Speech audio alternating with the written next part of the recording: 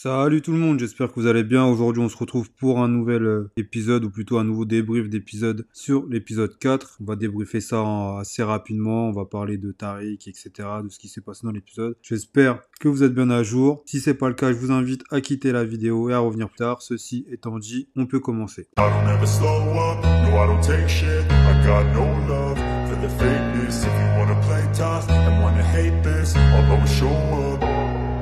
Alors comme je disais, on va parler de l'épisode numéro 4 de la dernière saison de Power Book Ghost. Et il s'est passé pas mal de trucs, surtout concernant Tariq. Moi j'ai trouvé que c'était pas un épisode exceptionnel, mais c'était un bon épisode, on va dire. Même s'il y a toujours ce petit côté Empire qui me dérange, j'ai trouvé que c'était un bon épisode. Mais bon, bref, commençons. Alors commençons avec le personnage principal qui est Tariq St. puisque dans cet épisode, il a eu les montagnes russes, c'est le cas de le dire, hein, parce que il a appris par le biais de Diana, ou plutôt par le biais de Monet, qu'il était père, enfin que Diana était enceinte de lui, parce qu'il n'est pas encore père officiellement. Donc ça a été un petit choc, ça on l'apprend à la fin de l'épisode. On a pu voir aussi qu'il a appris en fin d'épisode 3, et ça s'est répercuté sur le début de l'épisode 4 et pendant tout l'épisode même, que c'était Diana qui avait orchestré toute cette mascarade pour tuer Monet, par rapport à sa mère Tasha. Elle a failli se faire tuer à cause de lui, à cause d'elle, je veux dire, parce que Diana s'est fait passer pour Monet Terada, mais en voyant la vidéo, il a bien vu que c'était Diana qui était dessus, et du coup, les cartes ont été rabattues, ce qui est logique en vrai. Donc il a essayé de la trouver pour essayer de la tuer, et l'épisode tournait autour de ça. Mais on a pu voir que durant cet épisode, Tariq n'était pas encore pour moi, et je dis bien pour moi, n'était pas encore au niveau de son père, puisque dans sa recherche de Diana, il a été voir quelques personnes, il a fait un petit coup à la Ghost avec Pinky qu'il avait placé pour surveiller Diana. Ça a été un bon truc, je trouve. Mais en dehors de ça, pour moi, Tariq ressemble plus à Kanan et à Tommy qu'à Ghost, parce qu'il fait beaucoup d'erreurs, je trouve. Par exemple, le fait d'aller chez Salim, où Diana était passée juste avant, je trouve qu'il a été chez lui, c'est bien. Mais par exemple, si je dois comparer les deux personnages, même si on n'est pas là pour ça, mais si je dois comparer les deux personnages, un mec comme James St. serait jamais parti chez la personne à visage découvert. Il aurait toujours eu une casquette ou un bonnet pour entrer chez la personne, et surtout il aurait jamais fait cette connerie de tuer la personne chez elle, parce que c'est une maison de riches. On va pas se mentir, c'est une maison de riches. Donc il y a forcément des caméras dans la maison, et moi je pense que la façon dont il l'a tué, ça va avoir des répercussions sur lui, et ça peut retomber sur lui, parce que si les enquêteurs trouvent Salim et cherchent des possibles caméras, on pourra voir sur les caméras que Tariq a tué Salim à visage découvert. Même si ça a l'air d'un accident, il a quand même tiré, il l'a quand même tué. Mais j'ai bien aimé son petit côté bad boy au moment où il lui mettait un petit coup de pression et qu'il a sorti son arme pour lui faire peur. Franchement, moi j'ai bien aimé ce côté-là. C'était un peu du Kanan dans le texte, j'ai bien kiffé. Mais en dehors de ça, je trouve que Tariq fait beaucoup trop d'erreurs. Là, il a appris un peu de ses erreurs, puisqu'il avait des gants quand il est parti chez Salim, il avait des gants quand il est parti chez Diana. Donc on augmente petit à petit. Je sais pas si vous vous souvenez, mais dans la saison précédente, tous les crimes qu'il a fait, il ne portait jamais de gants. Là, il commence à être un petit peu plus intelligent, il porte des gants, donc ça a réduit les possibles indices. Donc c'est déjà une bonne chose. Mais en tout cas, Tariq, je sais pas comment il va faire pour s'en sortir, parce qu'il enchaîne les cadavres quand même. Tous les 2-3 épisodes, on a un cadavre laissé par Tariq, et ça commence à faire beaucoup pour une personne aussi jeune. Donc à voir comment ça va se finir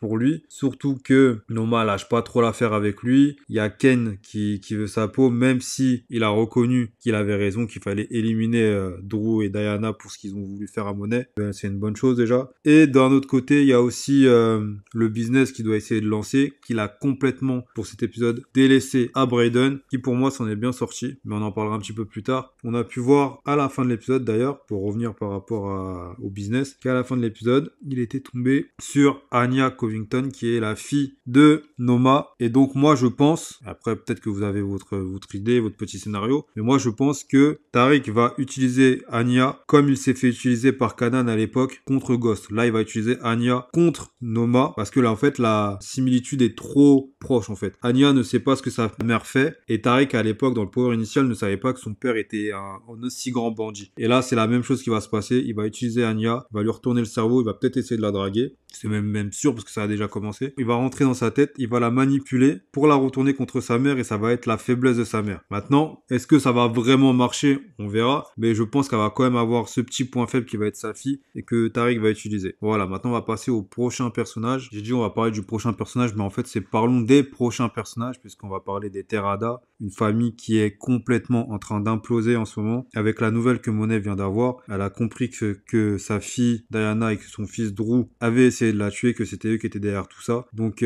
ça fait beaucoup encaisser parce que c'est quand même ses enfants, c'était un peu ses chouchous. Si on regarde bien depuis le début de Power Ghost, elle a manipulé Kane, elle l'a traité comme un soldat, comme une merde, etc. Mais elle a toujours pris soin de Diana et de Drew, même si c'était un petit peu plus conflictuel avec Diana, vu que c'est une meuf et qu'elle essaie de la protéger, mais ça lui a foutu un sacré coup. Du coup, on a pu voir également que Kane était à la recherche pendant tout l'épisode pour pouvoir les éliminer, parce que lui, il en démord pas. Ils ont essayé de tuer sa mère et ça fait beaucoup, et c'est là qu'on a vu le vrai côté un peu, on va dire, pas stratège, mais qui réfléchit bien en fait, parce que il connaît son frère sur le bout des doigts, il a réussi à trouver toutes les cachettes potentielles où Drew aurait pu aller pour récupérer de l'argent, pour récupérer des armes, pour récupérer pourquoi pas du matos, et on a vu que il avait un ou deux coups d'avance sur son frère, et ça c'est une nouvelle facette qu'on connaissait pas de Kane, et c'est là qu'on voit qu'il a vraiment mûri, qu'il a vraiment grandi, et qu'il est devenu beaucoup plus intelligent qu'avant, parce qu'avant, on va pas se mentir, c'était surtout un gros bourrin qui voulait tout le temps tuer, mais là il nous montre un petit peu ce côté cérébral, et ça fait plaisir de le voir comme ça.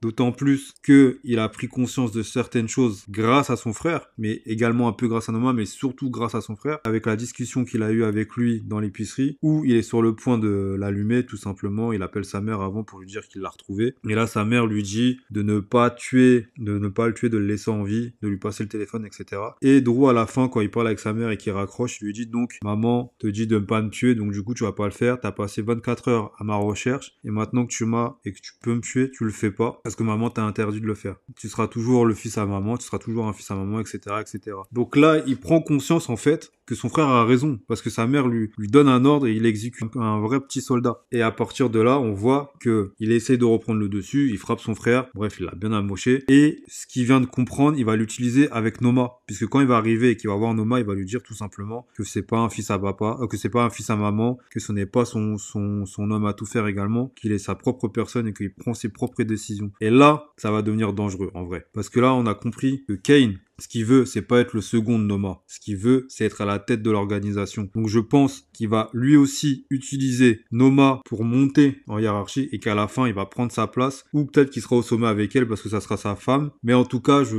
pense qu'il va prendre la place de Noma et qu'il va tout faire pour être le kingpin, on va dire, de New York. Qui sera au top et qui va essayer de monter sa propre organisation. Ou voler l'organisation de Noma, comme je l'ai dit. Donc à voir pour la suite. Concernant Monet au début, elle avait décidé de lancer sa propre organisation, enfin de relancer son propre truc. Mais finalement, au vu des circonstances, je pense qu'elle va plutôt se ranger et qu'elle va essayer de faire en sorte de mettre bien ses enfants. Mais en général, quand un personnage commence à être dans la rédemption, ce personnage en général il fait pas long feu, donc ça m'étonnerait pas que quelqu'un vienne fumer Monet, ou peut-être que Drew va tuer sa propre mère tout simplement. Je sais pas, mais ça sent pas très bon pour Monet. Je pense pas que Monet finisse la saison. Je sais pas ce que vous en pensez. Je vous laisse me donner vos réponses dans les commentaires. On va parler de Diana et de Drew. Drew, il est en roue libre, c'est le cas de le dire. Il a la haine, mais vraiment une haine incommensurable envers sa mère. Donc c'est pour ça que je dis que c'est possible qu'il puisse fumer sa mère. Là, il a tout perdu parce que son frère l'a viré de l'appart, donc il va devoir retrouver un appart, il va devoir repartir d'en bas, et ça m'étonnerait pas que ça soit un vrai trouble fait comme l'a été Dre dans le Power initial, parce qu'il est un peu comparable à Dre en vrai. Il est un peu volte-face, il mange un peu à tous les râteliers, et c'est l'un des personnages qui va être le plus dangereux. Ça peut être un antagoniste de la, je sais pas si on dit comme ça, ouais, je crois que c'est un antagoniste de la deuxième partie de saison. Attention à Drew, moi je vous le dis, attention à Drew, il peut faire beaucoup de dégâts. Et concernant Diana, bah elle vient de sauver sa peau grâce au bébé qu'elle porte dans son ventre, hein. C'est le bébé de Tarek, donc je pense qu'il ne va plus l'allumer grâce à ça, mais je pense que ça va pas être facile pour elle de remonter la pente. Elle va en baver, je pense que sa mère va lui faire voir des couleurs pendant un petit moment avant de se calmer avec elle, et je pense que on peut voir une autre facette de Tarek, peut-être un petit Tarek qui sera un peu au petit soin par moment avec elle, mais avec une petite rancœur, sans lui faire confiance en fait. Il sera au petit soin parce que c'est son enfant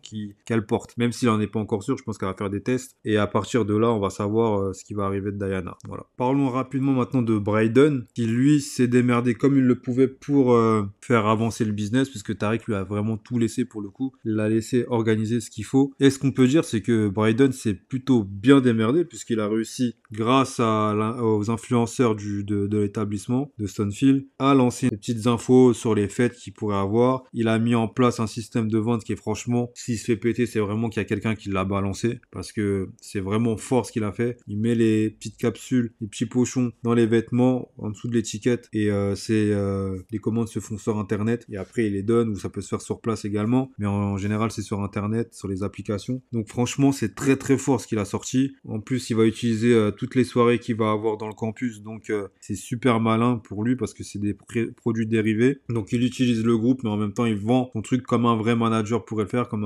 on dit, un mec qui s'occupe du merchandising, mais il l'a fait vraiment très propre. Et c'est là qu'on voit que Brayden, c'est plus le mec qu'on a vu au début. Au début, il faisait beaucoup de bavures, il faisait beaucoup d'erreurs, il parlait trop, beaucoup trop. Là, ça s'est calmé. On voit un mec qui est calme, qui réfléchit, qui n'est pas bête. Et si on regarde bien, comme je l'ai dit dans ma dernière vidéo, c'est quasiment Brayden qui a trouvé toutes, mais vraiment toutes les idées. Que ce soit l'application Corrige ton cours, etc. Toutes les idées viennent de lui quasiment. Et il est très très fort avec les applications, tout ce qui est informatique, etc. Et je pense que si Tariq et lui arrivent au sommet, ça sera en partie grâce à Brayden et non grâce à Tariq. Parce que même si Tariq a ce petit côté tête pensante, Tariq est trop gouverné par ses émotions. Après, je dis pas que Brayden n'a pas de point faible. Le gros point faible de Brayden, ce sont les femmes. Un peu comme Tommy aussi. Mais ce sont les femmes. Parce que dès qu'il a une femme, dès qu'il a une copine, il est un peu moins concentré. Et là, on a pu voir qu'avec Hailey, la chanteuse, elle a commencé déjà à lui faire tourner la tête. Même s'il essaye de garder la tête sur les épaules, on a pu voir que c'est pas facile, qu'il va devoir lui donner un peu de calme gratuitement en échange de son silence et en échange de tout ça. Et ça peut poser un problème par rapport au partenariat qu'il a avec Tariq, même s'ils sont sur un pied d'égalité, ça peut poser problème. À voir comment ça va se dérouler. Mais en tout cas, moi, sur cet épisode, je dis Brayden MVP. Franchement, il a tout fait de A à Z, il a bien réalisé les choses et il m'a vraiment épaté. Après, il n'y a pas grand chose à dire sur lui sur cet épisode, hormis ça, hein. Hormis le fait qu'il est vraiment bien taffé. Il n'y a pas grand chose à dire, mais je sens que Brayden est en train de grandir épisode après épisode. Et à la fin de la saison, je pense que ça sera l'un des seuls debout avec Effie. Je pense qu'elle va réussir à sortir du business, comme je l'ai dit. Mais ça, moi, je pense que ça pue pour Tariq. Après, à voir, hein. Mais personnellement, je pense que ça va mal se passer pour Tariq. Voilà. Donc, je pense avoir fait le tour de l'épisode. Si j'ai oublié quelque chose d'important à vos yeux, dites-le moi dans les commentaires. Faut surtout pas hésiter parce que des fois, j'oublie de parler de certaines choses qui peuvent être importantes. Mais en tout cas, comme je l'ai dit au début, c'était un bon épisode. Même s'il y a toujours ce petit côté Empire, c'était un bon épisode. Et sur ce, je voulais vous remercier parce que vous êtes de plus en plus nombreux à vous abonner. Ça fait super plaisir. Du soutien, vraiment, ça me touche. Et j'espère que ça va continuer et qu'on va rester longtemps ensemble à faire tourner la chaîne, à parler, à théoriser sur cette belle série qui est Power, ce bel univers plutôt qui est Power. Donc vraiment, merci du fond du cœur. N'hésitez pas à liker et à partager la vidéo si vous avez aimé. Sur ce, je vous dis à bientôt pour une nouvelle vidéo. D'ici là, portez-vous bien et à plus les gars.